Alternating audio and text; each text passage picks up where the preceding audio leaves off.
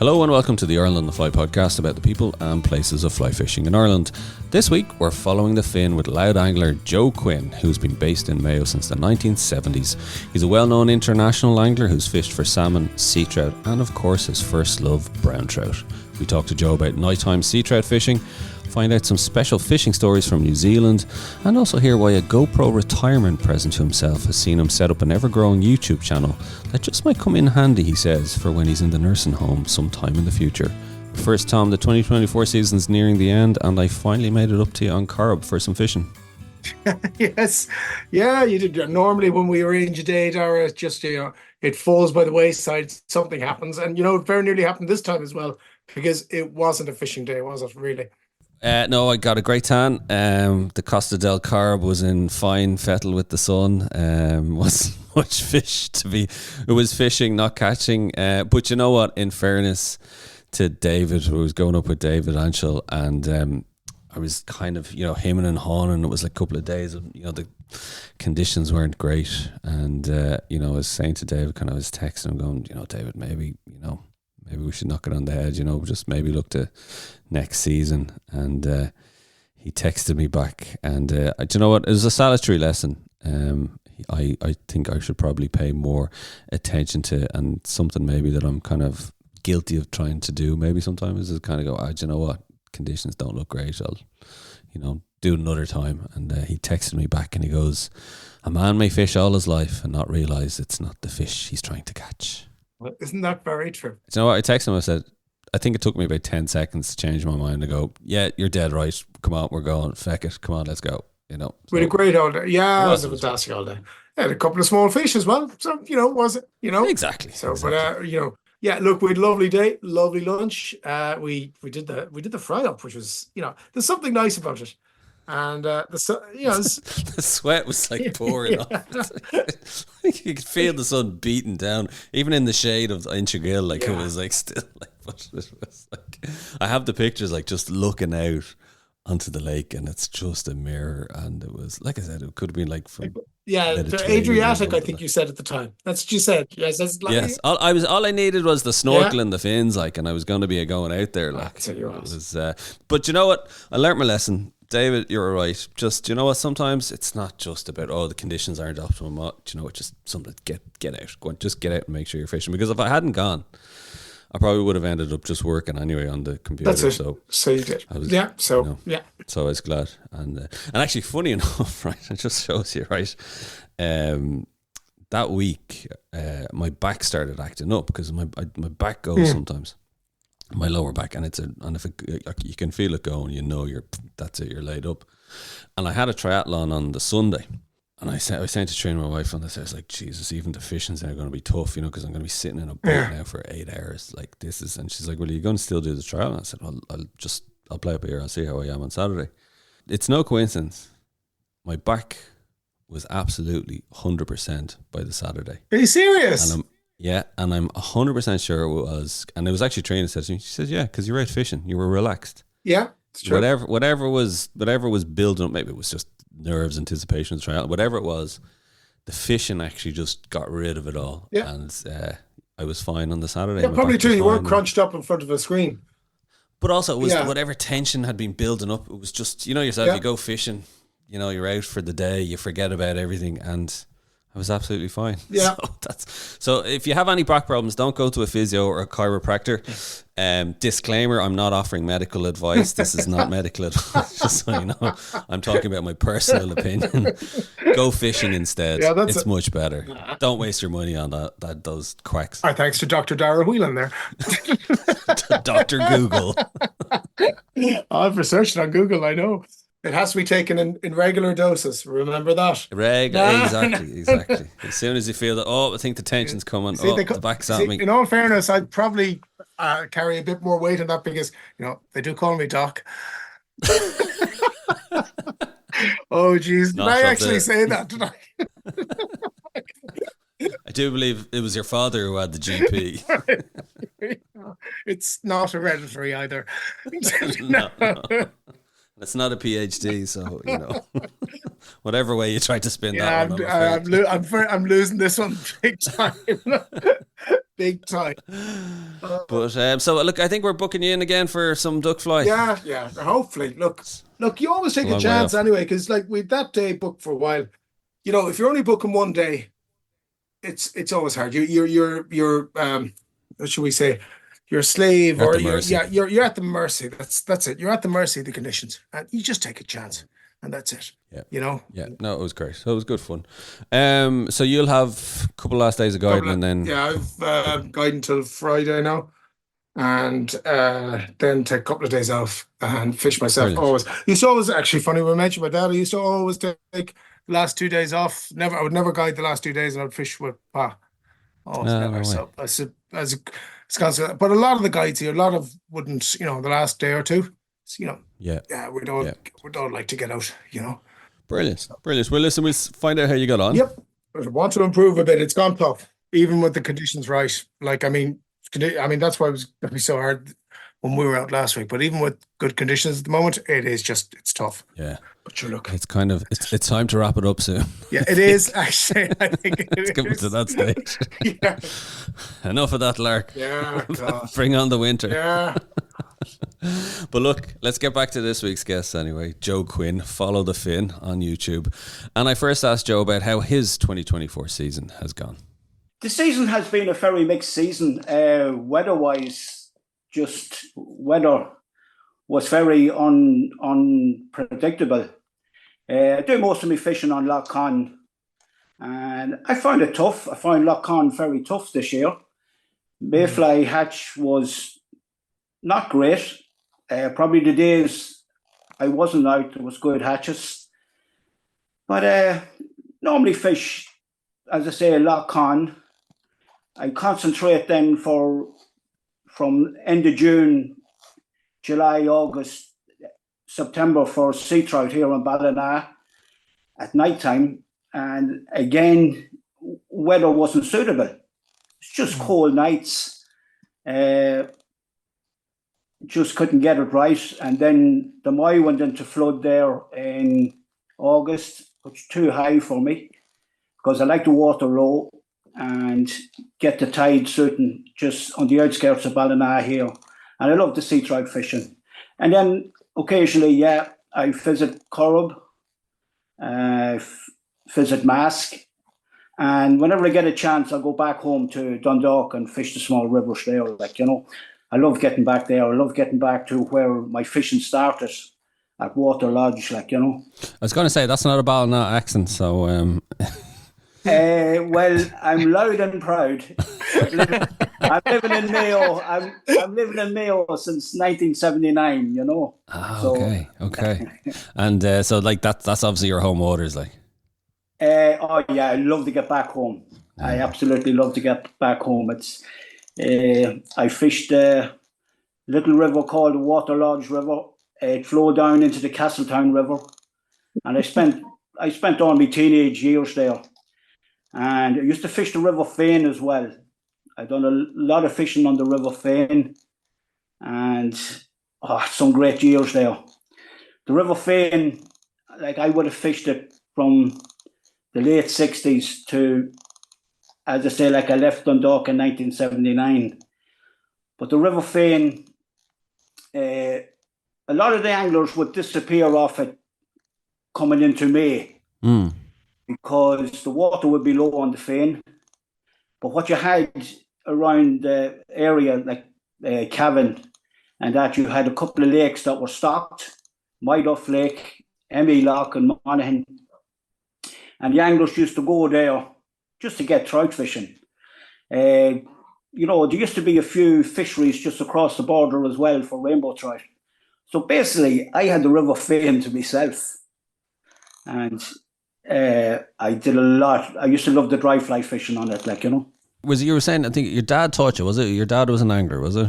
But, yeah, okay, right. How it started was going back. I was only a young lad out the back of the house playing one day, and I didn't see my father going off in the morning, but I seen him coming round the side of the house. We had no car. He walking with his bicycle. I never seen him dressed the way he was. He had a pair of waders on him that were rolled down, you know, and there was a buckle on them probably the tie to your belt, and every footstep you'd hear this buckle, you know. I couldn't get over this. What's this? I says. And he left the bicycle then at the side of the shed, and on the bike he had a set of gun clips, and he used to do a bit of shooting for ducks and that, you know, and in the gun clips was his rod. So we took the rod off the bike, we went into the kitchen, took out his tackle bag. Out of the tackle bag came another small canvas bag. And in that canvas bag was the first time I ever seen trout. There was 2 brown trout. I can remember it to this day. And as I said, I was only small. The trout, took out this canvas bag. Then the mother appeared. She come out of the way and she got the dinner plate. I can still remember the plate. And these 2 trout were put on this plate. And I had to pull the chair over to get a better look. And I just was looking at these 2 beautiful fish. I used to pull the dorsal fin up to have a look at it. The adipose fin, I'd give it a flick with my finger. And like any small child, you know, I got the finger and rolled it round in the trout's eye, like to see, you know, what would happen. And then the mother said, come out of the way, and she'd clean the fish. That was her job. So I played my father to bring me fishing, and we used to go out to Tuberona Pool. My sister Mary come as well. And there was a green harp rod and a split cane rod, fly rod. And it was used, both rods were used for the worm. Now I don't think we ever caught anything, because there was a bit of devilment in me all the time, like, you know, first stone I'd see would be in the river and try and convince my father it was a fish jumping, like, you know. So then at one stage he came home one day and he had a small little spinning rod with me, for me. He had bought a new reel for himself, a Mitchell 300, and I got a Mitchell, his old reel, which was a Mitchell 304. It was one of the ones with the round body. Do you remember them? Yeah. I do, yeah. Yeah, it had a round body, and that was my reel. And he used to take me fishing then.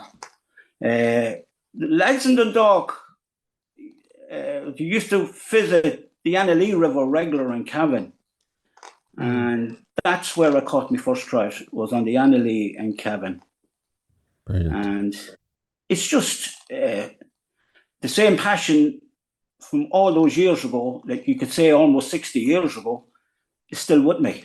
Incredible. And tell us, what was the fishing like? Did you grow up in Dundalk or outside Dundalk, Joe? I grew up in Dundalk. Okay. And what was there much fishing like done by people in the town? Like, there was, yeah. We had the Castletown River, which flows through Dundalk. The Fane empties maybe 5 mile north of Dundalk. And yeah, I had a lot of friends that I used to go fishing with, like, you know, and still are friends today, like. What was the fishing like? You know, like, was your memories, or was it, you know, like, right. Was it better then than it is now, or is your memory such that you think? Well, I tell you, to me, the fishing was a lot better than back then, as in dry fly fishing. Right. Okay, everyone is Euro nymphing now, and it's a great way of searching the river. It's a great way of catching trout. But now and then, what I think now, if you go to a river and you see a trout rising, Tom, and you have 6 dry flies in your box, that trout will take any one of those six flies.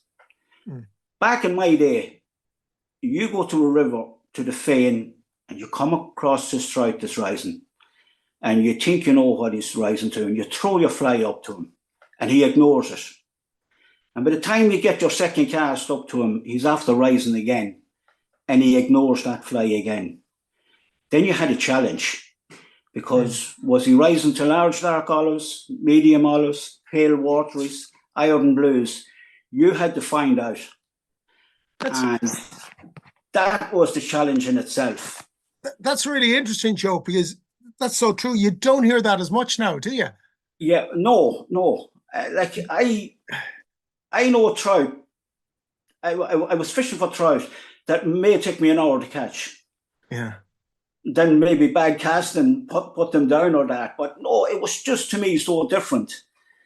And one thing, back in the 70s, I met a couple of anglers that I kind of got friendly with.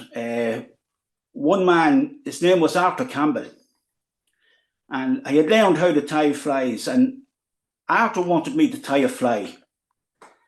The thing is, I wasn't to show it to anybody. And this is what I couldn't get my head round. Arthur would take a week off in May every year between the 10th and the 20th of May, because there was a fly hatched within that time frame. And he gave me the pattern, not to show it to anybody. It was tied on a size 10, and there was 2 hackles, but 1 ton of 1 hackle. And if that hackle wasn't in it, it was no good. And that changed my fishing, I have to say, because I was getting more trout and better quality trout. And how they could come up with a pattern like that, I don't know. And then I worked with this man. His name was Paddy Brown. He was called the Gunner Brown. He was a great angler. He used to have great bags of trout. And I plagued him at work for a fly pattern. And he came in one day and he gave me 2 flies, size 14s. And they were for late June into July. And basically they were just hackle flies. There was no body. And he gave me 2 flies. And he says to me, "There's a fly for you." And I said, "You give me 2 of them." He says, "Yeah, they're 2 different flies." And I looked and I says, these two flies are the same. He says, "No, look at them again." So I might as well be looking into a wind bush, Tom, because I couldn't see any difference with the 2 flies. And then he explained, 2 hackles, I'm not going to give the colours, but say A and B, you tie them in at the bend of the hook and you wound them up the shank. So A and B, and then the other fly was B and A. So in other words, the hackles were just a change of position. So basically you had to look at the bend of the hook, look into the bend of the hook to see which was which. And he said, if you see a trout rising and he doesn't take one of them, he'll take the other. And he was right. He was absolutely right. And as I said, I had the fame to myself, and Laura Meffrey, on a cousin of my dad's, his name was Patsy Duffy. And when I told him I was leaving Dundalk and heading for Mayo, he said, "Thanks be to God." Because he says, at least they'll be fishing the river for us, like, you know. But that was a fascinating time for me, like, was those teenage years. I left Dundalk when I was 21, you know. And then I moved into Ballina, like, you know. What brought you to Ballina, Joe? I fell in love. With the fishing or with a woman? With the fishing and the woman. Good answer. I noticed you said fishing first, though. Yeah, well, the fishing, let's put it this way, the fishing is still there, like, you know. Right? Move on. Good man. Next question. Actually, before we get on to the fishing in Mayo, we spoke to Mick McShane, wasn't it, Tom? From Dundalk, and we were talking about the sea trout fishing up around, and you know, Mick was saying it's still good fishing there. Were you after the sea trout when you were fishing around Dundalk, Joe? Oh yes. Was it good? What was it? Tell us what it was like back then. The Castletown River was excellent. Yeah, absolutely excellent. We used to start maybe July, August and September. It was, nighttime was excellent, like, you know. Oh, was it a nighttime river? Yeah. Oh yeah, nighttime. Yeah. And at that time you cycled out to Toblerone Bridge and you left your bicycle there along the bridge, and you were not allowed to go up the river when it was bright. You waited till it was dark, and then everyone went off. You just picked one spot, and that was it. You didn't move. Fly fishing, yeah. Good runs. There was great runs, and you know something. I think now I didn't get at it this year, but there still are good runs of sea trout into the Castletown River. The Fane was an excellent river as well, but it has deteriorated with sea trout big time. And like, I don't know why. I just don't know why. Mick McShane, I know him well. So I do. Yeah, no, Mick was telling us some good stories as well about the fishing still to be had there. I think it's just might be a bit more difficult and you kind of have to put the time and effort in. Like, yeah. But the rewards are there. It obviously is as well, because you still go back and do a bit yourself when you get a chance, Joe, don't you? Oh, I do, yeah. Yeah. Yeah, I do. And I found out years ago that during the day, if you get a flood clearing, nymphing is fantastic for them, you know?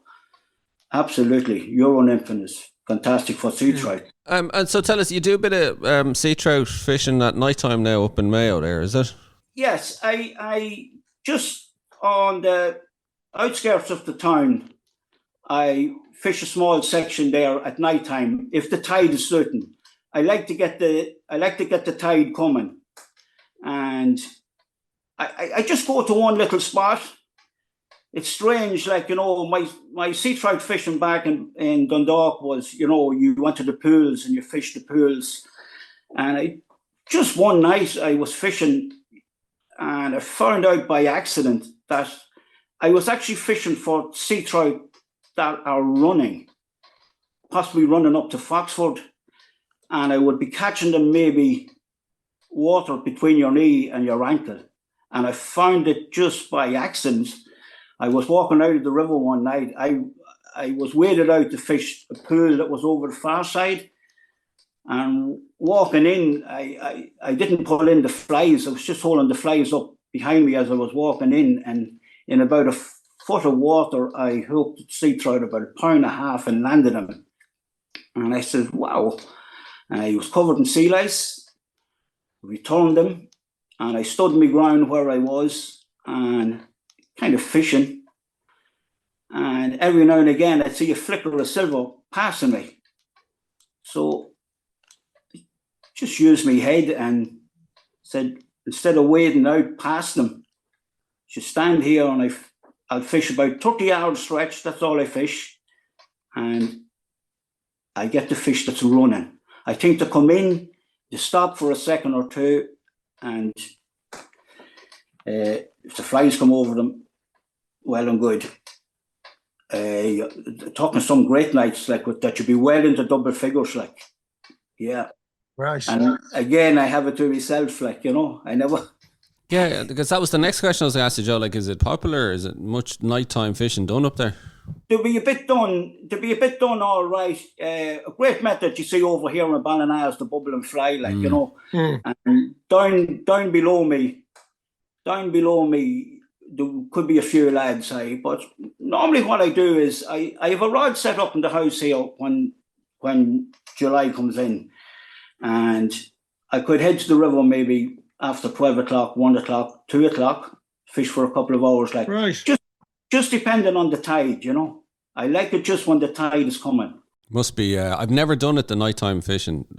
I've often wanted to do it. I'd say it must be amazing, Joe, isn't it? It's lovely. It's fantastic. Like, as I said, this spot, like, I had to go back to it in daylight to see what was it like, and I'm just saying, flipping hell, like, yeah. So look, it's sea trout that are running, I'm catching. Yeah, I'm not giving the location away. No, but you know, and without an exact tying as well. But basically, are you lure fishing, Joe? Oh, listen, teal blue and silver and a mallard and claret, and that's all you need. Just 2 flies. That's it. On a floating line or a sink tip or what? No, a floating line and a very short cast because I'm fishing very shallow water. Right. Yeah.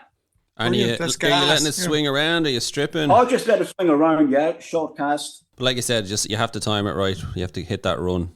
If nothing happens, sit down there on a rock for 20 minutes or so, and then all of a sudden you'll hear a sea trout springing, and that's it. There's a few on the way. Speaking of Ballina and all that, did salmon fishing then ever come onto the radar for you, Joe?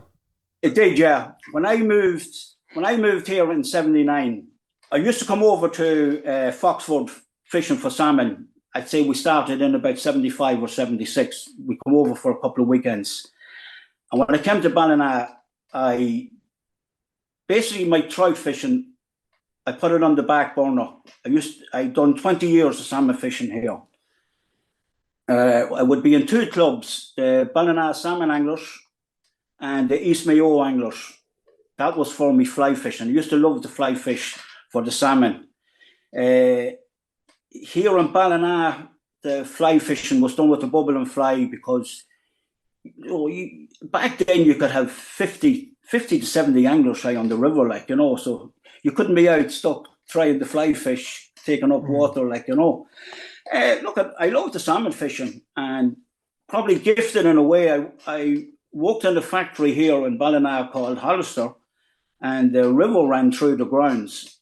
And from, say, late June to the end of the season, I used to have a rod left on a wall that was round an old house that was here with ivy.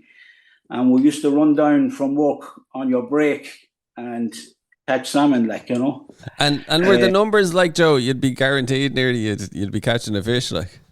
Look at how there was plenty of fish back then.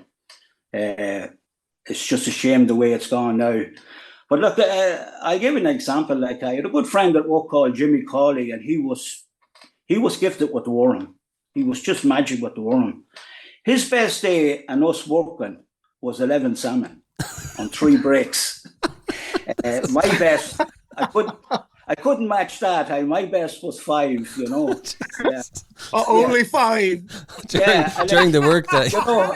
during the work day. We'd run down to the river and there'd be lads fishing there. There'd be lads there that would travel down and, oh Jesus, here's the 2 boys coming, and they'd rail up and they'd let us fish. But we had two taking spots. And if you didn't get the fish in the first or second cast, you just, you just didn't fish then. There was a couple of taking spots, and if the fish was in it, they were there. You'd get them, or whatever. And then you'd be running back up to work, right? And you could be singing maybe, you might have an 8-pound salmon by the tail running up. And you might be 3 or 4 minutes late going back, and the personnel manager, his window, there was these curtains on it, yellowy colour round net curtains, and you'd see the curtain pulling over. Yeah, we get a talking to it, whatever, but it was in one ear and out the other. There was no health and safety talk then, I tell you. Look at how you throw them out salmon, how you'd be grand for a month or 2, Well, you wouldn't be doing it from a work perspective nowadays, but you also wouldn't be doing it from a fishing perspective, just in terms of the numbers. So what made you then you said you did it for 20 years and then you found your way back to the brown trout then, was it? No, I still done trout fishing, but I found I couldn't do the two. I didn't have my own boat or engine back then, and I relied on friends to take me out in Lough Conn. And I seen Lough Conn when I came there first. Oh, it was fantastic, Now, first of all, I only had an 8.5-foot rod when I arrived, I later bought an 11-foot carbon fibre rod that time. I think it was a Milbro to fish right, or whatever. But there was trout. You'd be raising trout all day long, Now, you mightn't be catching them, but there was plenty of action to be had, But I think my heart was with the salmon, as I say, for 20 years. And it's just, I think it was 2000. I just gave it up. Did you see the writing on the wall, Joe, in terms of the fish numbers? No, I didn't. I didn't see the writing on the wall or anything like that. I just took this look at, I'd rather be trout fishing. I'd rather spend my time trout fishing. Okay, like every year, like as I said, I'd go back to the dock and I'd fish for the little trout up there, but I just give it up. I'm just going to say you had a conversion. You saw the light.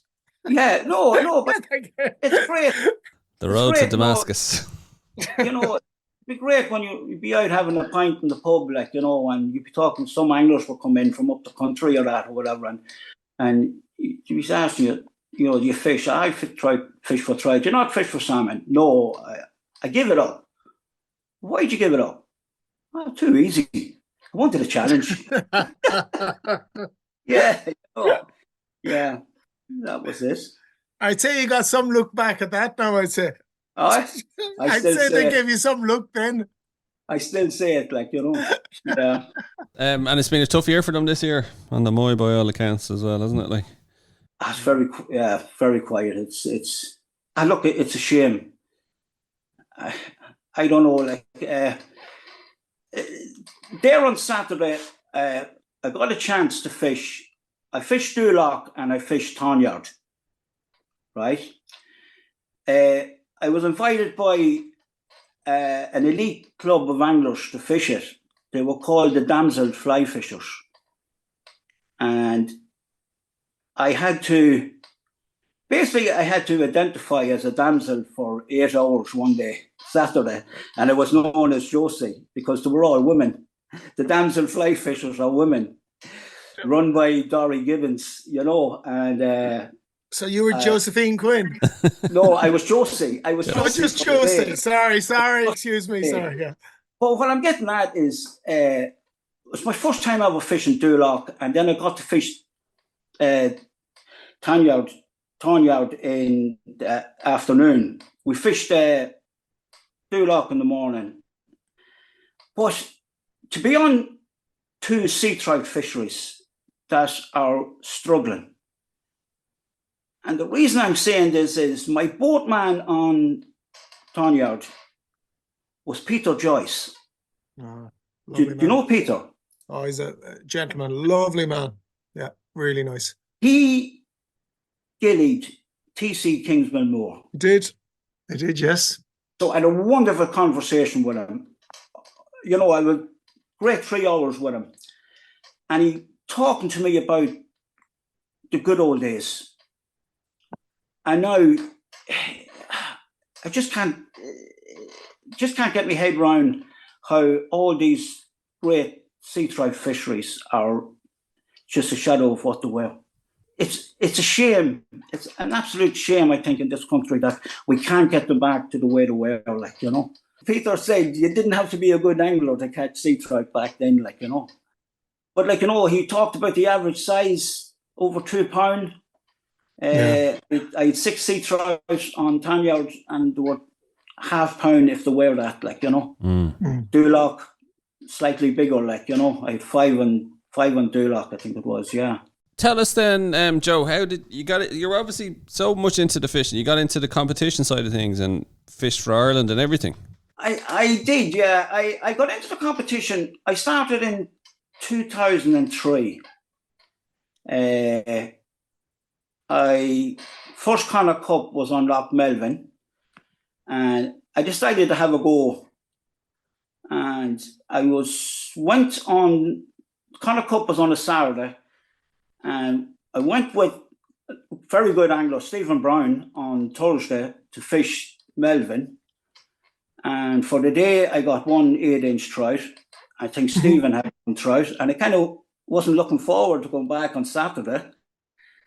And I got partnered with Joe. Oh, I can't get the man's second name. He's from Kinloch, a retired guard, and I was with him. And all the boats went across the lake or up to Garrison, and he went left. And first drift, I got a trout of 1.75 pounds. Sonnehin, which, you know, basically was my first Sonnehin. And when Joe seen me landing them, he says, "You have 3 fish there." So I ended up getting 4, won the Connor Cup, and that was the start for me. You got to taste it. Yeah, I suppose I fished for Ireland 9 times. I've 9 caps at 6 different disciplines. So I've done the ITFFA rivers, lakes, and with Taffy then I've done the World Masters, European Championships, 5 Nations, and the Bank International. Any standout memories, highlights for you, Joe? Well, it's always a highlight to represent your country. But I think it was, 2016, the Masters in Connemara. We finished 3rd.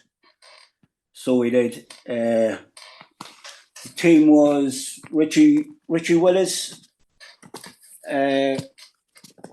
Jackie Coyne, John Kelleher, and Martin Kennevy was a reserve. So look, it was a great achievement, I think, and then I remember that competition because I was actually I was boating in it. Yeah, it was a great performance. And fair play, Jackie Coyne actually won the gold, the individual. Jackie gold. Won the gold. Yeah, fair world champion. Yeah, he won the gold. But look, Jackie, great character, an absolute great character. Yeah, it was. Yeah, it was great. And it was really interesting disciplines in that because, you were shore fishing, what we would call the small lakes, and you were boat fishing in the Carib. So it was the team had to perform all around to get the points, and you did. Yeah. What was it? Lough Fee and Lough Muck were from the shore, so you were dependent on a good peg, and then it was Corrib and Lough Conn in the boat. Yeah. And Eamon Gavin was the manager. That's right. Yep. That time, yeah. And Joe, tell us, lochs or rivers? Any of them. I'll fish any of them. You're fishing Conn though more and more, is it these days? Yeah. I fish Conn. Conn is only less than 10 minutes from me. Okay. But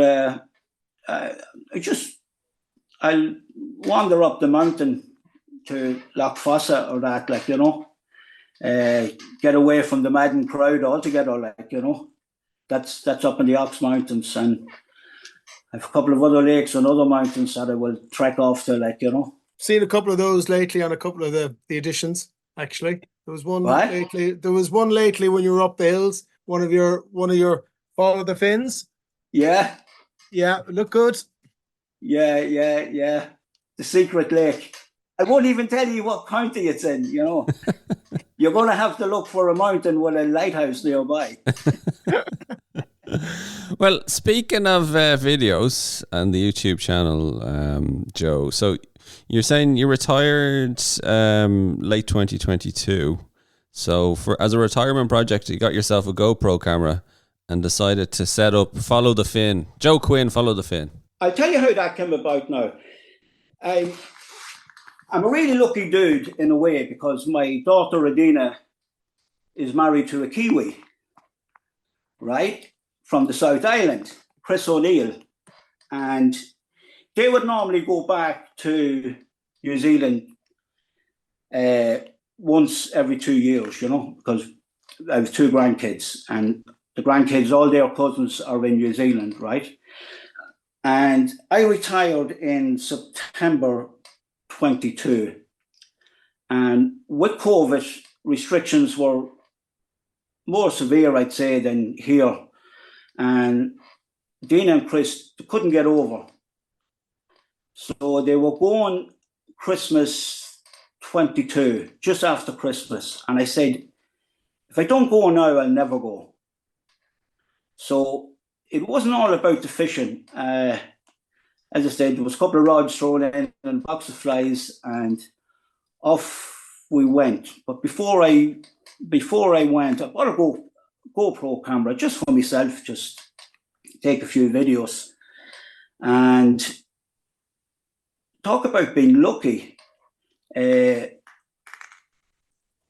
son-in-law's parents' farm is in Manny and Toto. Now, me and New Zealand names don't go well together, but when I got to the farm, there was a river only 12 minutes away, and my son-in-law's uncle had land running to the river, you know, and I couldn't believe it.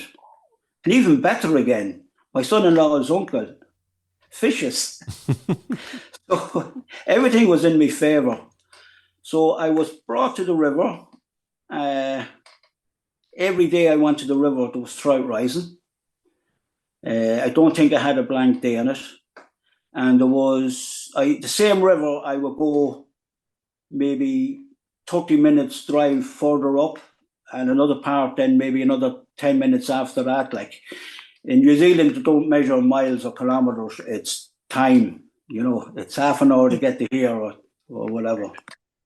And so catch a lovely trout, 3, 4, 5 pound trout. And I was a member of a group here, still am a member of a group called the Pedders, a WhatsApp group. And so what you do when they're in the depths of winter is send a few videos on the group just to annoy them, you know. And Follow the Fin came about because a neighbour of yours, Tom, Eamon Gavin, yes, he made a comment, and it was just a one-liner, Follow the Fin with Joe Quinn. So it stuck, like, you know, and it just, I was putting the videos up in the group. I threw a few up on Facebook, you know, and I used to get some nice comments and phone calls like about them and that, like whatever. But New Zealand, it's my second home now. Yeah, I actually went. As I said, that trip was with my daughter, son-in-law, and the 2 grandkids. And as I said, it wasn't all about the fishing. And we came home. Leaving the airport, we were like, I think, little kids when you go on your first holiday, you don't want to go home, you know? yeah. And then I went back out again in November for myself for a month's fishing. So I dreamed about New Zealand when I was a teenager, and I ended up getting out to New Zealand twice in the 1 year. Fantastic. Fantastic. It was gas because I remember on one of the first Follow the Fin videos, I was looking at it and I said, I fished there. No I way. fished in that spot. And I got onto you, Joe. You remember? You did. It was amazing. I don't know what it was. It was the bridge in the background or something. But I said, I recognize that. Yeah. Yeah. And I love that spot. I won't that name spot it. was good. Yeah. Definitely. I won't name it. No. In fact, when I got onto you, I DM'd you, by the way. Yeah. My first trip, I concentrated on that part of the river, 3 parts of the river. And then when I went the second time, I possibly only fished that maybe 3 or 4 times. But my son-in-law, Chris, his uncle, Warwick, I took Warwick away fishing for a few days. He showed me some fabulous rivers. Oh, my God. Yeah. Absolutely fabulous. But I have to tell you a story, you know, like New Zealand people are lovely people. Isn't that right, Tom? Yeah, they really are. Absolutely very, very nice. And I'm coming home from fishing one evening. I'm heading back to the farm. Chris's mum, Elizabeth, she's a fantastic cook, you know. And I'm 2 hours late for dinner because the fishing was that good, you know. And coming along on the road, you know, they're all gravel roads. And I turned in at a place called Peru. And just when I turned in the road, there was a truck And in front of the truck, there was about 3,000 sheep, lambs, on a small gravel road. And, I says, look at this. I says, sheep, as far as you could see, there were sheep up the road. But away in the distance, I could see a guy standing. So I knew the sheep were going in, or the lambs were going in to the right. So traveling along behind this fella in the truck, he had one dog walking. There'd be a cage on the back of the truck with maybe 2 more dogs in it. And just when the last of the sheep were getting into the field, he pulls over on the grass verge, and out of the truck gets this giant. Size of a man, was unreal. And he had a bottle of beer in his hand, which totally looked out of place because you could hardly see it. And he acknowledged me and waved back at him. And he walked up, and the last of the sheep went in. And just when I was passing him, he says, "G'day." I says, "How you doing?" I said, "You know something?" I says, "If I was at home now," I says, "and I met a farmer with sheep, he'd probably have 20, maybe 30 at the most. I never seen anything like this." And the next thing he says, "Are you from Ireland?" And me with a big smile on my face. "Aye, I am, yeah." Next thing he says, "I hate you effing Irish." And he wasn't happy looking, like, you know. So I'm looking at him there with a big smile on my face, and I says, "And why is that?" He says, "You effing beat us in the rugby." Now, I watched the rugby, but I wouldn't follow it. And he kind of still was a bit angry looking. And I just said to him, "But you know what?" I says, "You weren't good enough to beat a good team." Is, "What are you doing over here?" I says, I'm fishing, doing a bit of fishing." "Oh," he says, "you were back in the sticks." I was, yeah. "Any fish?" "I had a couple," I says. And he says, "Where are you headed?" And I says, 5 Mile Road. See, every road over there is named. So 5 Mile Road is the road into the farm. There's only 2 houses at the end of it. It's about 1 kilometre long. And he says, "Oh, you're going to the O'Neills." I says, "I am, yeah. Do you know them?" He says, "I do, yeah." I says, "Do you know Chris?" "Yep." I says, "Well, Chris is married to my daughter." He says, "Will you please have a bottle of beer with me?" I says, "I can't. I'm supposed to be eating a dinner 2 hours ago." Right? I says, "Have a bottle of beer." I says, "No." I said, "I'd love to, but I really am behind time." So he came over and he shook hands with me. He introduced himself to me. I introduced myself to him, and off I went. Back anyway, in, and I was eating the lovely dinner, and I was asked how my day went, and I was telling him about this angry farmer back the road about half an hour. "Where?" I says, "Back at Peru." "What was his name?" I says, "I can't remember it." He introduced himself. I think it was Andrew. "Andrew Hoare, big guy." "That's the name." Do you know who Andrew Hoare was? A Hoare. Yeah, Andrew Hoare. Andrew Hoare was a Kiwi. He played for the All Blacks. He played for the All Blacks. Well, there you are, hey, an international rugby player. Little did he know he was going to meet Follow the Fin. You know, it was such a lucky day for him. Like, you know, like. Well, I suppose getting to the YouTube channel, like, you know, I used to get phone calls from a couple of lads to start a YouTube channel. I just didn't have the guts to do it.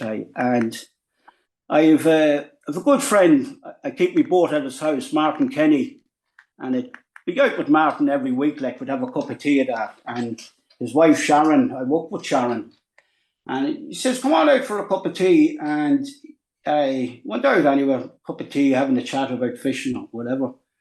And just when I was about to go, he left the cardboard box on the table. He says, "That's yours." So I opened it up, and out came a baseball cap with "Follow the Fin" with Joe Quinn. It says, "You better get the show on the road." So that's how I started it, like, you know. That's brilliant. Do you bring it with you, Joe, every time you're fishing? Like, do you bring the GoPro? It's got to be the norm now, is the GoPro. Yeah, it's just, I bring it everywhere with me. look, as I said, it's just a project, and the way I'm looking at it, like it's for myself, it's like a video diary. Yeah, yeah. So the way I'm looking at it, this like 40 years time, I could be in a nursing home, you know, and I could say to the people, "Come on, let's follow the Finn Friday. Let's go into the sitting room and have a look at a few videos, like, you know." And in fairness, I'm just looking at you had a video from 4 months ago on Lough Conn, unexpected catch while fishing for brown trout, 65,000 views. Yeah, I didn't catch any trout that day. I caught a pike. 65,000 views. River Moy, Ballina Ridge Pool, 9,000, nearly 10,000 views. Wild Lough Conn brown trout, 6,500 views. Jesus, you're getting popular. Yeah, that was Tom's competition, that one on Corrib. That was the hospice competition. You had a great day that day. Yeah. I had. Yeah, you did. Fair play to you. Yeah. I had a good partner as well, like Dory. Seamus. Oh, yeah. You did. Yeah, Dory was your partner. I was out with Seamus Kelly, yeah. Yeah, you were fishing with Seamus Kelly from but you were out with Dory was your partner. What did you win? You were fifth, weren't you? We won a day with Jackie Mahan. You did. That's right. No. And Dory caught salmon. We were on Glencar. That's right. No. Arrow was closed. That's right at the time. You got to Glencar. No. Yeah. So, Joe, will you keep going then with you're being encouraged with the videos, and you'll keep going and growing it, and you'll be an influencer and whatever else? The way I look at it, I have a plan and a dream. And the plan is to fish as long as I can, if I have the health. And the dream is someday to go back to Bangor and see the Sam Maguire in it. Well, it's good to have a dream. That's what I say. It's very good to have a dream. It's the only thing that isn't in Bangor. Well, the dreams should always be attainable, right? Yeah. That's all I'll say. So, as a Galway man, I won't say too much more. Well, as a dub, I'd love to see us get one. Yeah, I have to say, it'd be the best story in football. Well, no, like you have to look at it. I used to get off at slagging at work, you know, when Mayo was going. I don't know, many times they went to try and win the Sam Maguire, and they used to be on to me, "What did Louth ever do?" Like, you know, and I said, "Well, Louth won it in '57. When did Mayo last win it? '54. So Louth went to win it. Like, that's the way I see it. Like, you know." Yeah. Well, we won't go too much more into football, and we could stay chatting all evening, Joe. But look, before we better go and leave, but before we do, just going to ask you a question, as we ask everybody who comes on. What is your most memorable fish on the fly? Every fish I caught was memorable. Okay. I'm going to have to go to New Zealand for this one, and it wasn't my biggest fish. That spot that we were talking about on the river, the big bend, I went up. I went in one day, and when I went in, I noticed the water was up slightly. I couldn't understand it because there was no rain or anything. And I think it was later to find out that I think they released water from the Loganburn dam that's above, and it comes down. So there was a small area, maybe 30 metres by 30 metres of water that flooded out into the field. So basically the water was just over ankle deep. And when I was walking, I didn't walk through it, I walked around it. For some reason I walked around it. And at that time I think I was sitting down having a sandwich, and I just looked out across the water like in the grass. And here's this trout going round, swimming round, grand and casually, rubbing around. All you could see was top of the back, the dorsal fin, and the tail. I couldn't believe this. And I looked to see, you know, where he had got in from the river. And here's this trout mooching. Now, he's about 20 yards away from me. So sandwich went down, and I picked up the rod, pulled the fly line out through the top tinkle, and I had to change. I had a dry fly with New Zealand style with a size 16 nymph off it, and I cut that back to about a foot, and there was a couple of clear patches, now very small patches, and I waited and waited to see would this trout come near one of these clear patches. Of course, I didn't have the camera running. I did get a video of him on the phone when he was going around mooching, and after maybe over half an hour, he was near enough this clear patch. I dropped the fly on it, and as soon as the fly landed, I knew the nymph was the far side of it. He turned. It landed maybe, I'd say, less than a foot from him. He turned, and then he turned away, and I left it.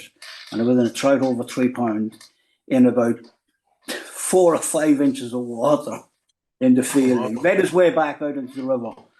But it was. Did he go straight back for the river? He went straight into the river. Yeah, it was the most memorable fish I ever caught. Yeah. And I have a video of me landing him and that, but it was just where he was, and I don't think I'd ever see it again. Yeah. It was in grazing. In grazing, yeah. That's how they get so big, is it? Yeah. Well, it's certainly some place to fish, isn't it? I know, Tom, you've been there as well. It's definitely one on the bucket list. You have to get to Thames at least once.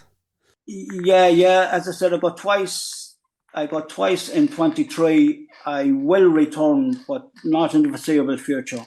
But I will go back to New Zealand. And I think I remember Tom saying that 4 weeks isn't enough. You need 5. So I think the next time I'll be going for 6 weeks. It's just paradise to me. Yeah. And we'll follow the video diaries when it happens. Joe. Follow the fin. And just for anybody that's interested in keeping an eye on your videos on YouTube, it's the handle is at Joe Quinn, follow _the fin. But if you just put in Joe Quinn, follow the fin, it'll come up, and well worth. There's plenty of great videos there, and look forward to the videos for 2025 as well. Joe Quinn, thanks a million for joining us. It's been brilliant chatting to you, and best of luck for, I suppose, the rest of the fishing and the rest of the video career as well. So thanks a million. Listen, thanks very much, Darren and Tom. Really, really enjoyed it now. Our thanks to Joe from Follow the Fin for joining us on this week's show. And don't forget to rate, review and follow the Ireland on the Fly podcast on Apple, Spotify or wherever you get your podcasts from. Plus, you can keep up to date on IrelandOnTheFly.com as well as on Instagram, and myself and Tom will be back with another episode about the people and places of fly fishing in Ireland.